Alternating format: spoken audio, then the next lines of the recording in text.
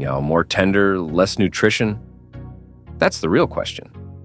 Because, let's be honest, who doesn't love meat that just falls apart on your fork? In every backyard barbecue, in every family stew, tenderness is the prize.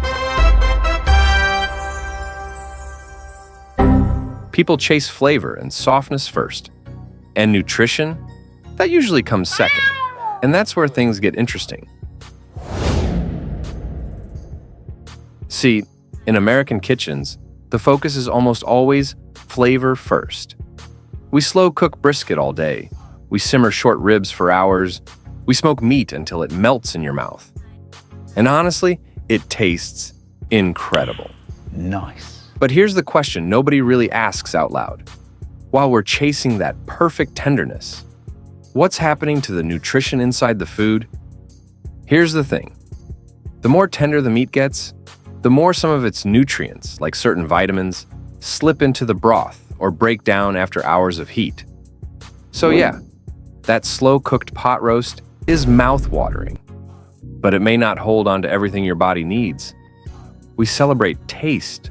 We celebrate comfort. But nutrition doesn't always stick around for the ride. Tenderness is for your senses. Nutrition? That's a different story.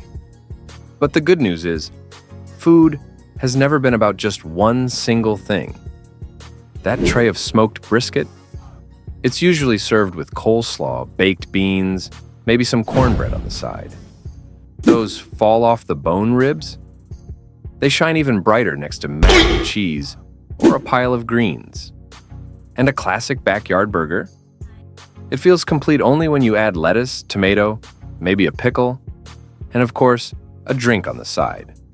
Sometimes a soda, sometimes a cold beer, but hey, even a glass of fresh juice can round it all out perfectly.